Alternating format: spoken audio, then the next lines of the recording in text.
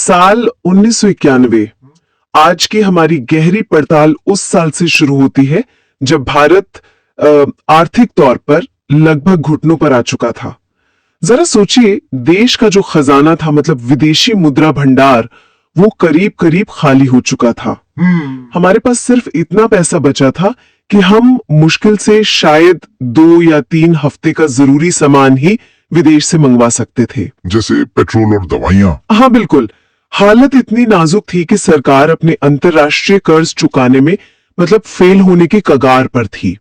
और फिर वो तस्वीरें आई जिन्हें शायद ही कोई भारतीय भूल सकता है, जब देश को अपना सोना हवाई जहाज में लादकर विदेश भेजना पड़ा गिरवी रखने के लिए। वो एक राष्ट्रीय संकट का पल था। वाकई। आज हमारे पास इसी दौर को समझने के लिए कुछ बेहतरीन स्रोत हैं, विकिपीडिया के लेख, कुछ एकेडमिक विश्लेषण और एनसीईआरटी के अध्याय भी।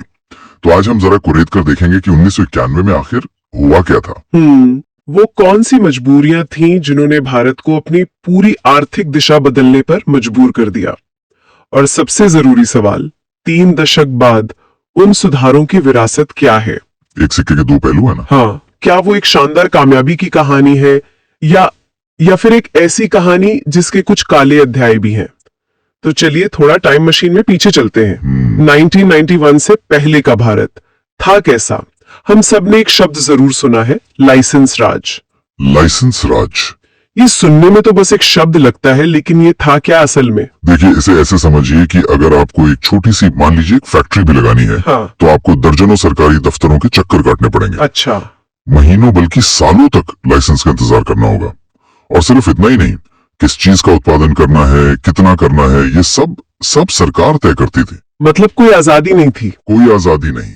नतीजा ये हुआ कि अर्थव्यवस्था की रफ्तार इतनी धीमी पड़ गई कि लोग मजाक में उसे हिंदू रेट ऑफ ग्रोथ कहने लगे थे, जो मुश्किल से 3-4% के आसपास अटकी रहती थी। और ये संकट रातों रात तो नहीं आया होगा, मतलब इसके बीज तो पहले ही बो दिए गए होंगे। हाँ बिल्कुल, इसकी जड़ें 1980 के दशक के आर्थिक कुप्रबंधन में थी। सीधी सी बात है, सरकार का खर्च उसकी कमाई से कई ज्यादा हो गया था। एक तरफ गरीबी और बेरोजगारी जैसी समस्याओं से निपटने के लिए सामाजिक योजनाओं पर भारी खर्च हो रहा था, दूसरी तरफ रक्षा बजट भी बढ़ रहा था।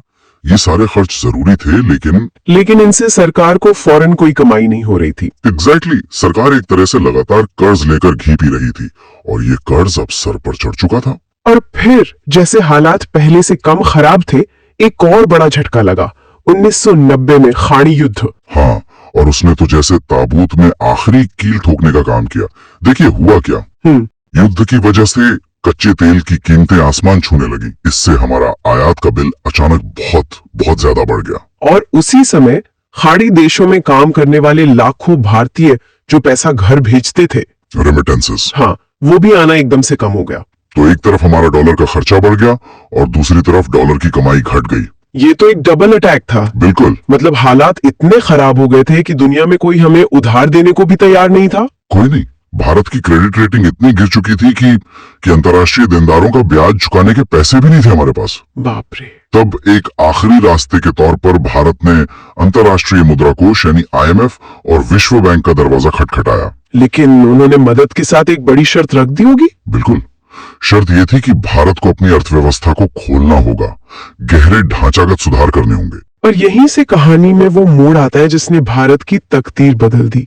PV नरसिम्हा राव प्रधानमंत्री बने और उन्होंने वित्त मंत्रालय की कमान सौंपी एक ऐसे अर्थशास्त्री को जो उस समय तक राजनीति में ज्यादा सक्रिय नहीं थे, डॉक्टर मनमोहन सिंह। और इन दोनों ने मिलकर सुधारों का एक ऐसा सिलसिला शुरू किया जिसे आज हम LPG सुधारों के नाम से जानते हैं। उदारीकरण, निजीकरण और वैश्वीकरण, लिबरलाइजेशन, प्राइवेटाइजेशन, ग्लोबलाइजेशन। हाँ। और ये सिर्फ सुधार नहीं थे, ये एक तरह की आर्थिक क्रांति थी। सबसे पहला और बड़ा हमला किया गया लाइसेंस राज पर। उसे खत्म कर दिया गया। लगभग। रक्षा, परमाणु ऊर्जा और रेल जैसे कुछ बेहद जरूरी क्षेत्रों को छोड़कर बाकी सभी उद्योगों को लाइसेंस की अनिवार्यता से मुक्त कर दिया गया। मतलब प्रक्रिया को बहुत आसान बना दिया गया। बेहद आसान। अब उद्यमियों को दिल्ली में बाबुओं के चक्कर नहीं काटने पड़ते थे कि वो कितनी साइकिलें या कितने बिस्किट बनाएंगे। इससे भारतीय उद्योग में एक नई ऊर्जा का संचार हुआ। टैरिफ, उनको घटाया गया ताकि बाहर से कच्चा माल और टेक्नोलॉजी आसानी से आ सके। और विदेशी निवेश, उस समय तो विदेशी कंपनियों को शक की निगाह से देखा जाता था। बिल्कुल देखा जाता था, लेकिन अब सरकार ने एफडीआई यानी प्रत्यक्ष विदेशी निवेश के लिए रेड कार्पेट बिछा दिया। कई क्षेत्रों में 51% तक विदेशी हिस्सेदारी को मंजूरी दे दी गई। अच्छा। और साथ ही एक बहुत बड़ा और साहसी कदम उठाया गया, रुपए का अवमूल्यन। हाँ, ये मैंने भी पढ़ा है। डॉलर के मुकाबले रुपए की कीमत लगभग 19% कम कर दी गई। ऐसा क्यों किया गया? ताकि भारतीय निर्यात दुनिया भर में सस्ता और ज्यादा प्रतिस्पर्धी बन सके। ठीक है, लाइसेंस, व्यापार और निवेश तो समझ में आया, लेकिन मैंने सुना है कि सबसे मुश्किल और शायद सबसे जरूरी सुधार वित्तीय क्षेत्र में हुए थे। ये सुनने में थोड़ा जटिल लगता है। आपका सवाल बहुत सही है, क्योंकि असली इंजन तो वही था। देखिए, उस समय के सरकारी बैंकों की हालत बहुत खराब थी। उन पे राजनीतिक दबाव था, कर्ज वसूली का सिस्टम कमजोर था और वो मुनाफे में नहीं चल रहे थे। तो इसी को ठीक करने के लिए नरसिम्हम समिति बनाई गई। नरसिम्हम समिति? हाँ, और उस जमाने में ये सोचना भी मुश्किल था कि सरकार बैंकों पर अपना नियंत्रण कम कर देगी। इस समिति की सिफारिशें एक तरह से भारतीय बैंकिंग के डीएनए को बदलने जैसी थी। तो क्या थी उनकी सबसे बड़ी सिफारिशें? सबसे पहले तो उन्होंने एसएलआर और सीआरआर दरें घटाने को कहा। ये थोड़ा टेक्निकल है, इसका मतलब क्या हुआ? मतलब बहुत सीधा है। एसएलआर और सीआरआर का मतलब था कि बैंकों को अपने पास जमा पैसे का एक बहुत बड़ा हिस्सा या तो सरकार के पास रखना पड़ता था या सरकारी बॉन्ड में निवेश करना होता था। अच्छा। वो इस पैसे को बाजार में कर्ज देने के लिए इस्तेमाल नहीं कर सकते थे। इन दरों को घटाने का मतलब था कि बैंकों के हाथ खुल गए, उनके पास बाजार में लोन देने के लिए ज्यादा पैसा आ गया। ओके, तो सिस्टम में ज्यादा पैसा उपलब्ध हो गया। और डूबे हुए कर्ज यानी एनपीएस का क्या? वो तो आज भी एक बड़ी समस्या है। उस समय भी थी। एनपीएस यानी बैंकों का वो पैसा जो डूब चुका है। इससे निपटने के लिए समिति ने एसेट रिकंस्ट्रक्शन कंपनी यानी एआरसी बनाने का सुझाव दिया, जिनका काम ही ये हो कि वो डूबे हुए कर्ज खरीदकर उनकी वसूली करे। बिल्कुल, और इसी सोच के आधार पर आगे चलकर सारफेसी एक्ट 2002 जैसा मजबूत कानून बना। साथ ही निजी और विदेशी बैंकों को भारत में आने की इजाजत दी गई ताकि प्रतियोगिता बढ़े। ये सब सुनकर लगता है कि उस समय वाकई एक तूफानी बदलाव आया था। इसी माहौल में वित्त मंत्री मनमोहन सिंह ने अपना वो प्रसिद्ध बजट भाषण दिया था, जिसमें उन्होंने कहा था, पूरी दुनिया जोर से और साफ साफ सुन ले, भारत अब जाग गया है। और दुनिया ने सुना भी। ठीक है, तो ये सुधार तो बहुत बड़े पैमाने पर हुए, लेकिन जमीनी स्तर पर आम आदमी के लिए इसका असर कैसा रहा? आंकड़े तो कुछ हैरान करने वाली कहानी कहते हैं। हाँ, आंकड़े तो जबरदस्त हैं। भारत की जीडीपी जो 1991 में लगभग $266 बिलियन थी, वो 2018 तक बढ़कर $2.3 ट्रिलियन हो गई। ये सिर्फ नंबर नहीं है। नहीं, ये सड़कों, कारों, नए शहरों और एक पूरी पीढ़ी की आकांक्षाओं का प्रतीक है। इसमें कोई शक नहीं है। विदेशी निवेश की तो जैसे बाढ़ आ गई। सबसे बड़ा उछाल आया सेवा क्षेत्र यानी सर्विस सेक्टर में। आईटी और दूरसंचार। हाँ, आईटी और टेलीकॉम की क्रांति ने बेंगलोर, हैदराबाद और पुणे जैसे शहरों को ग्लोबल मैप पर ला दिया और इसी ने भारत के एक नए आत्मविश्वास से भरे मध्यम वर्ग को जन्म दिया। लेकिन यहीं पर एक विरोधाभास भी तो है। एक तरफ हम आईटी सुपर पावर बनने की बात कर रहे थे और दूसरी तरफ रोजगार विहीन समृद्धि यानी जॉबलेस ग्रोथ का जुमला भी सुनाई देने लगा। इसका क्या मतलब है? ये इन सुधारों का सबसे जटिल और शायद सबसे विवादास्पद पहलू है। हुआ ये कि सर्विस सेक्टर, खासकर आईटी, बहुत तेजी से बढ़ा, लेकिन ये उतनी नौकरियां पैदा नहीं कर पाया। सही, इसमें उच्च कौशल वाले लोगों की जरूरत थी, इंजीनियर, एमबीए। ये सेक्टर बहुत ज्यादा नौकरियां पैदा नहीं कर सकता था। भारत की विशाल आबादी को रोजगार देने की क्षमता जिस क्षेत्र में थी, यानी विनिर्माण या मैन्युफैक्चरिंग, वो उम्मीद के मुताबिक नहीं बढ़ा। बिल्कुल। ऐसा क्यों हुआ? हमने चीन को देखा है, जिसने मैन्युफैक्चरिंग के दम पर ही अपने करोड़ों लोगों को गरीबी से बाहर निकाला। भारत ऐसा क्यों नहीं कर पाया? इसके पीछे कई कारण थे। हमारे जटिल श्रम कानून, जमीन अधिग्रहण में मुश्किलें और खराब बुनियादी ढांचा जैसे कि बिजली और सड़कें, ये सब निवेशकों को बड़ी फैक्ट्रियां लगाने से रोकते रहे। और वहीं दूसरी तरफ कृषि क्षेत्र, जिस पर आज भी देश की आधी आबादी निर्भर है, वो इन सुधारों के दौर में लगभग आप कह सकते हैं उपेक्षित ही रहा। तो विकास कुछ शहरों और कुछ सेक्टरों तक सिमट कर रह गया। हाँ, और ग्रामीण और शहरी भारत के बीच की खाई और भी चौड़ी हो गई। और यहीं पर कहानी और पेचीदा हो जाती है। इन सुधारों की सबसे बड़ी आलोचना आय की असमानता को लेकर होती है।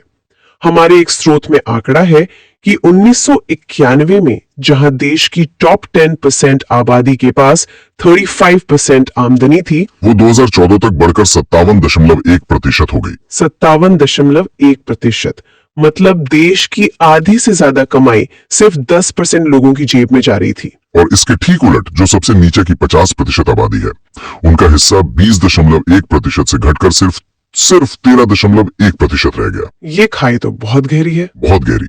इसका साफ मतलब है कि विकास का फायदा आबादी के एक बहुत छोटे हिस्से को मिला, जबकि एक बड़ा तबका या तो वहीं रह गया या और पीछे चला गया। तो क्या हम ये कह सकते हैं कि किसानों की आत्महत्या और ग्रामीण संकट जैसी त्रासदियों की जड़ें भी कहीं ना कहीं इन सुधारों से जुड़ी हैं? कई विश्लेषक ऐसा मानते हैं। जब भारतीय कृषि को वैश्विक बाजार के लिए खोला गया, तो हमारे छोटे किसान अंतर्राष्ट्रीय कंपनियों की बड़ी ताकत के सामने टिक नहीं पाए। सरकारी समर्थन कम हो गया, खेती की लागत बढ़ती गई। इन सब ने मिलकर ग्रामीण संकट को और गहरा कर दिया। और एक और बात हुई। क्या? वैश्विक अर्थव्यवस्था से जुड़ने का एक नतीजा ये हुआ कि अब भारत वैश्विक झटकों के प्रति ज्यादा संवेदनशील हो गया। जैसे 2008 का वित्तीय संकट, उसका असर भारत पर भी पड़ा। तो अगर हम आज की इस पूरी चर्चा को समेटें तो ये साफ है कि 1991 के सुधार कोई शौक में नहीं बल्कि एक गहरी मजबूरी में उठाया गया कदम था। बिल्कुल। उसने भारत को दिवालिया होने से बचाया और एक नई आर्थिक शक्ति के रूप में दुनिया के सामने खड़ा किया। हाँ, इसने देश को उच्च विकास दर दी, एक नया मध्यम वर्ग बनाया और वैश्विक पहचान दिलाई। लेकिन इसने अपने पीछे रोजगार विहीन विकास, बढ़ती हुई असमानता और एक गहरे ग्रामीण संकट जैसी बहुत बड़ी चुनौतियां भी छोड़ी हैं, जिनसे भारत आज भी जूझ रहा है। हाँ, आज भी जूझ रहा है। ये समझना जरूरी है कि ये सुधार कोई एक बार की घटना नहीं थे। ये एक लंबी प्रक्रिया की शुरुआत थी जो आज भी जारी है। ये बात सोचने वाली है। 1991 के सुधार उस दौर की दुनिया के हिसाब से डिजाइन किए गए थे, ग्लोबलाइजेशन और कंप्यूटर का युग। आज 3 दशक बाद हम एक बिल्कुल नई दुनिया में है, ऑटोमेशन, आर्टिफिशियल इंटेलिजेंस और एक बदलती हुई वैश्विक व्यवस्था का युग। तो क्या अब भारत को एक सुधार 2.0 की जरूरत है? एक अच्छा सवाल है। इस सदी की चुनौतियों के लिए डिजाइन किए गए सुधारों का एक नया सेट वो कैसा दिखेगा?